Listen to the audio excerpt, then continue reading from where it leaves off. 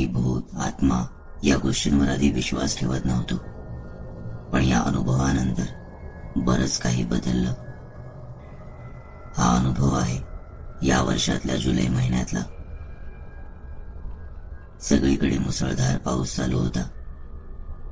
आम्ही मित्रांनी फिरायला जायचा प्लॅन केला.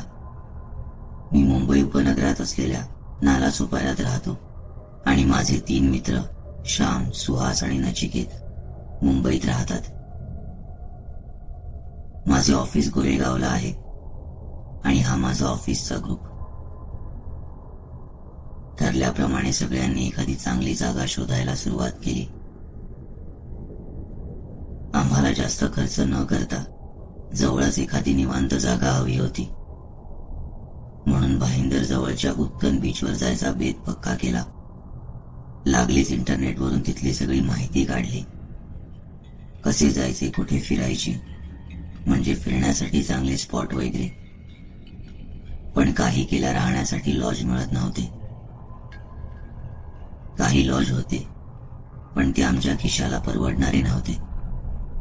त्यामुळे सगळा प्लॅन फिसकटतोय की काय असे वाटू लागले. पण अचानक रात्री श्यामला एका अनोळखी नंबरवरून फोन आला. समोरून एक बाई चौकशी करत होती की तुम्हाला रूम हवी आहे का. श्यामने विचारले, तुम्ही कुठून बोलत आहात आणि तुम्हाला माझा नंबर कुठून मिळाला. काही वेळ समोरून काहीच प्रतिसाद आला नाही, म्हणून त्याने फोन कट केला. त्याला वाटले की कोणी मस्करी करत असेल. पण त्याच रात्री साधारण 12:30च्या सुमारास पुन्हा त्याच नंबरवरून फोन आला. ती बाई विचारत होती की तुम्ही रूम बुक करणार आहात का, नाहीतर ऐनवेळी याल तेव्हा रूम मिळणार नाही. त्याने किंमत विचारली तर जेवण वगैरे धरून 600 रुपये. रेट ऐकून त्याने एका क्षणात होकार कळवला आणि पत्ता लिहून घेतला. उद्या संध्याकाळपर्यंत पोहोचतो असे सांगून फोन ठेवून दिला. दुसऱ्या दिवशी सकाळी मला आणि 2 मित्रांना फोन करून कळवले की राहायची सोय झाली, आपण आज दुपारीच निघतोय. इतक्या स्वस्तात सोय झाली असली तरी मला शंका येत होती की त्या परिसरात इतका रेट चालू असतानाही असे कोणते लॉज आहे. मी श्यामला फोन करून विचारले की तू लॉजचे फोटो वगैरे घेतलेस का. त्यावर तो म्हणाला, ते तिकडे गेल्यावर बघू रे, जास्त विचार नको करूस, तयारीला लाग. मीही ठीक आहे म्हणत विषय सोडून दिला आणि निघायची तयारी करू लागलो. ठरलेल्या वेळेत आम्ही भाईंदर रेल्वे स्टेशनवर येऊन पोहोचलो. रिक्षेसाठी खूप खटपट करावी लागली, पण शेवटी एक रिक्षावाला तयार झाला. आम्ही रिक्षात बसल्या बसल्या त्याने विचारले, उत्तनमध्ये कुठे चालात. श्यामने त्याला लॉजचे नाव आणि पत्ता सांगितला. तसा तो रिक्षावाला जरा विचारात पडला. आम्ही सगळे एकत्रच म्हणालो, काय झालं भाऊ. तसे तो रिक्षावाला म्हणाला, मी गेल्या 10 वर्ष या मार्गावर रिक्षा चालवतोय, पण तुम्ही सांगितले तसे कोणते लॉज मला तरी माहित नाही. सुहास त्याचे वाक्य तोडत म्हणाला, असे कसे, आम्हाला हेच नाव सांगितले त्यांनी. त्यावर तो रिक्षावाला म्हणाला, ठीक आहे साहेब, तुम्हाला मी उत्तनला सोडतो, तिथे कोणाला विचारून घ्या. साधारण अर्ध्या तासानंतर आम्ही त्या ठिकाणी येऊन पोहोचलो. नचिकेत श्यामला म्हणाला, अरे त्या बाईला फोन करून विचार कुठून कसे जायचे ते, एकतर पाऊस थांबायचे नाव घेत नाहीये. श्यामने फोन लावायचा प्रयत्न केला, पण नेमके त्या भागात नेटवर्क अगदी कमी होते, म्हणून फोन लागत नव्हता. तसे तो म्हणाला, काय यार, कुठे गावात आलो आपण, इथे फोनला रेंजही नाहीये. साधारण 10 ते 15 वेळा प्रयत्न केल्यावर शेवटी फोन लागला. त्याने पुन्हा पत्ता विचारला तर ती बाई कुत्सितपणे हसू लागली. श्यामला थोड्या वेळापुरता काही कळलेच नाही. तो थोडा चिडूनच म्हणाला, सगळं ठीक आहे ना, की आम्ही जाऊ परत. तेवढ्यात ती बाई पुन्हा हसत म्हणाली, अहो असे कसे, तुमचे नशीबच तुम्हाला इथे घेऊन येणार. नशीब कधीच कोणाला चुकत नाही. श्याम आता चांगलाच भडकला. बाई माणूस म्हणून तो काहीच बोलला नाही आणि तसाच रागात फोन कट करायला गेला. तेवढ्यात त्या बाईने कुठून कसे यायचे ते सांगितले. येताना कोणाशी बोलू नका असेही म्हणाले. श्याम आधीच वैतागला होता. त्यात हे नवीन ऐकून अजून संतापून म्हणाला, का बाई, असं का बरं? आम्ही बोललो नाही, विचारले नाही कोणाला तर आम्हाला पत्ता कसा सापडेल? रोज येत नाही हा एरिया माहीत असायला. त्यावरती हसतच म्हणाली, हो इथे अजून बरेच हॉटेल लॉज आहेत. त्यांना कळले की इतक्या कमी किमतीत मी रूम देते तर प्रॉब्लेम होईल. श्यामने रागातच ठीक आहे येतो असे म्हणत फोन ठेवला आणि आम्हाला म्हणाला, काय विचित्र लोक असतात यार. इथे आपण नवीन आहोत, इतका पाऊस चालू आणि या बाईला फालतू मस्करी सुचते. एखादा माणूस असता तर आतापर्यंत खूप शिव्या खाल्ल्या असत्या माझ्या तोंडून. तसे मी म्हणालो, जाऊ दे रे श्याम, सोड ना. आपण कशासाठी आलो इथे? एन्जॉय करायला. मग ते करू ना. तू उगाच कशाला मूड ऑफ करून घेतो स्वतःचा. माझे बोलणे ऐकून तो थोडा शांत झाला. आम्ही सांगितल्याप्रमाणे चालत पुढे निघालो. तिने जो रस्ता सांगितला होता तो कच्चा रस्ता होता. जसजसे आम्ही त्या रस्त्याने चालत आत जाऊ लागलो तसे जाणवले की आम्ही गावापासून, वस्तीपासून बऱ्याच दूर आलो आहोत. गर्द झाडी आणि निर्मनुष्य परिसर. आम्ही जवळपास 40 मिनिटं चालत होतो. मुसळधार पाऊस पडत असल्याने काळ्या ढगांचे सावट पसरले होते आणि त्यात आजूबाजूला गर्द झाडी असल्यामुळे खूप अंधार पसरल्यासारखे वाटत होते. मला थोडं विचित्र वाटू लागलं की इथे कुठे आलोय आपण. तसे मी न राहून श्यामला म्हणालो, श्याम, तू नीट विचारायला हवे होते रे. आपण जंगलात खूप आत आलो आहोत. त्यावर तो काहीच म्हणाला नाही. शांतपणे पुढे चालत जात होता. शेवटी समोर बंगला दिसू लागला. तसे आम्हाला हायसे वाटले की चला, बरोबर रस्त्यावर आहोत आपण. जसे बंगल्याजवळ आलो तसे अजूनच विचित्र वाटू लागलं. एक वेगळी शांतता होती तिथे. नचिकेत पुढे गेला आणि त्याने दरवाजावरची बेल वाजवली. पण 2-3 मिनिटं थांबूनही कोणी दार उघडले नाही. म्हणून मग त्याने दरवाजावर थाप मारायला हात पुढे केला. तसा दरवाजा आत ढकलला गेला. बहुतेक उघडाच होता. आत गेलो तसे समोर एक सुंदर बाई उभी होती. असं वाटत होतं की नुकताच लग्न झालंय. अगदी नटून थटून उभी होती. ती दिसायला इतकी सुंदर होती की आम्ही सगळे तिला पाहतच राहिलो. पण नंतर आम्हाला जरा अवघडल्यासारखेच झाले. आम्ही काही विचारणार तितक्यात ती श्यामकडे पाहत म्हणाली, यायला काही त्रास तर नाही झाला ना?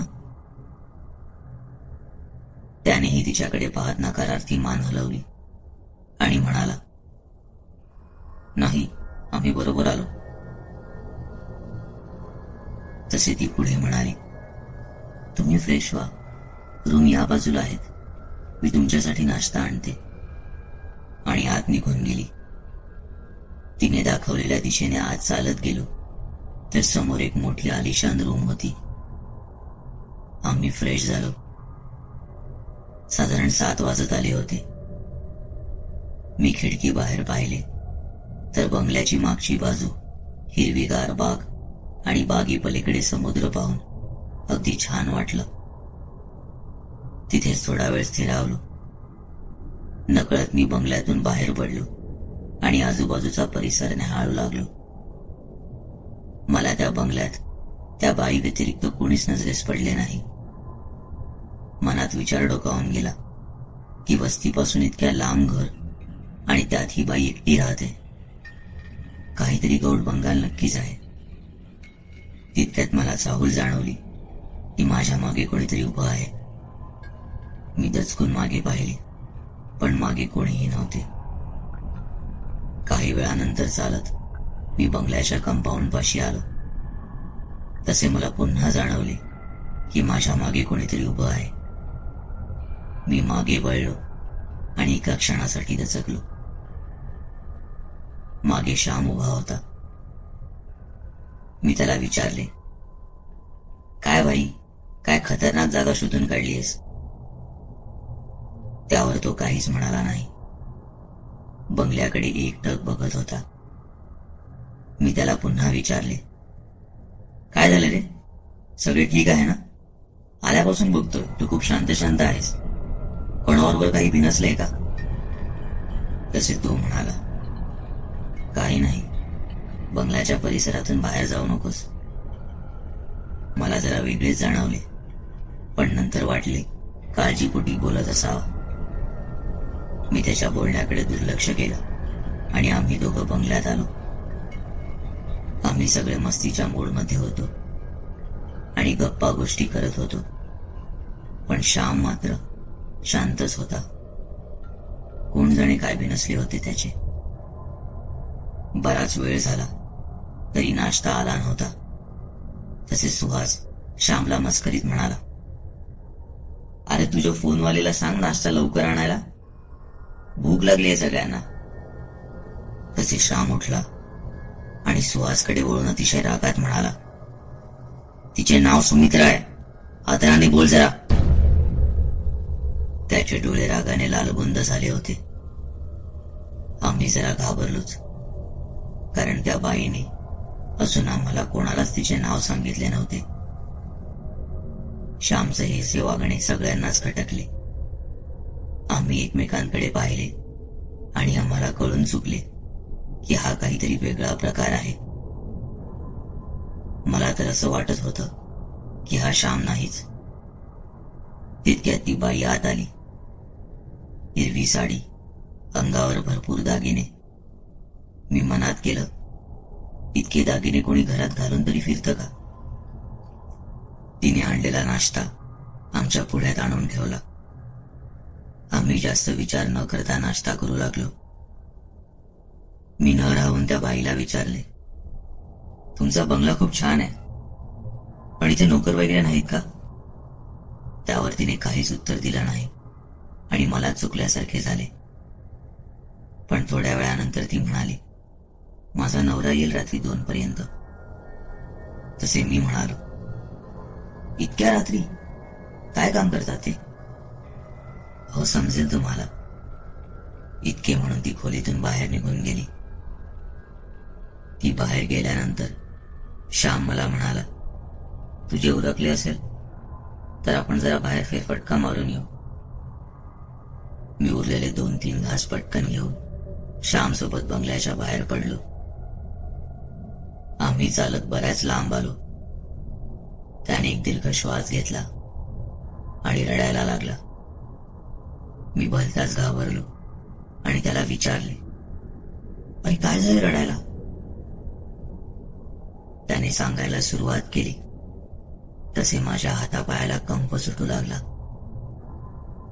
तो सांगू लागला, ती सुमित्रा कोणी साधी बाई नाही, ती एक चिटूक करणारी बाई आहे.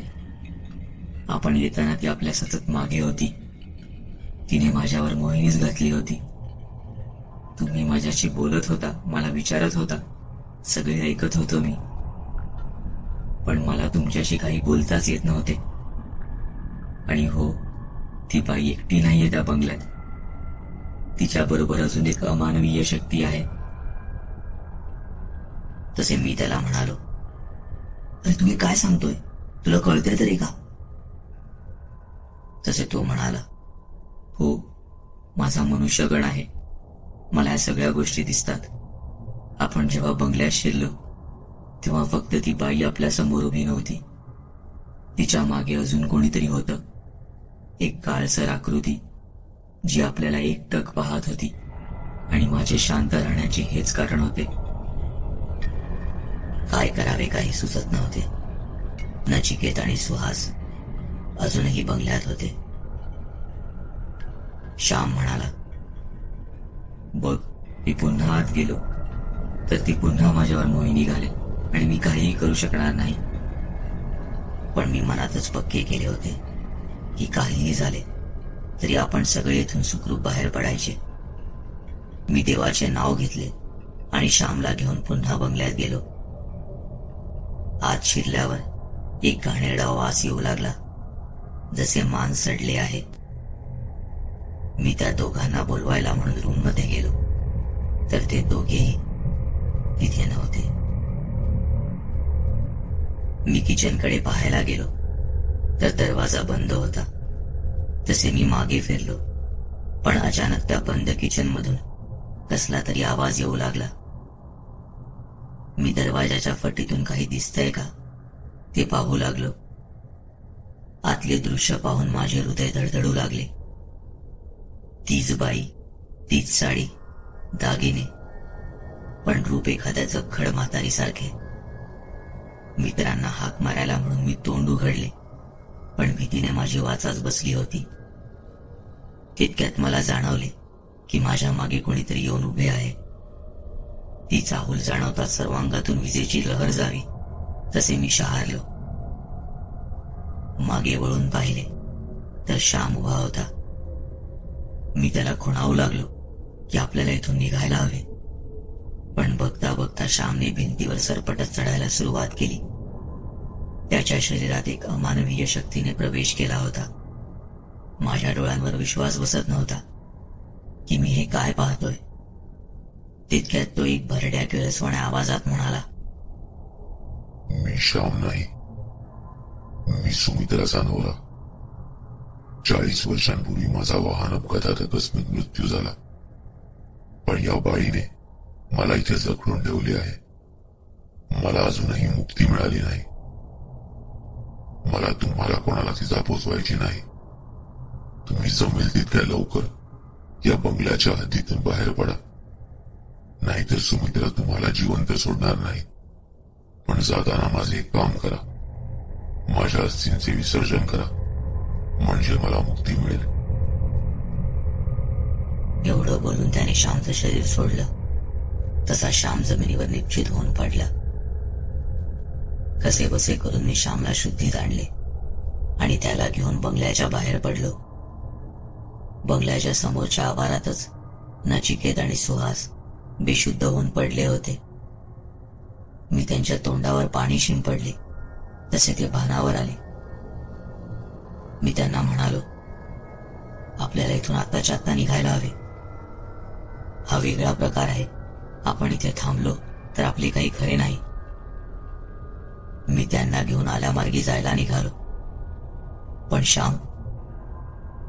श्याम कुठे गेला कोणास ठाऊक. आम्ही तिघेही त्याला शोधायला निघालो. तितक्यात तो बंगल्यातून बाहेर धावत आला.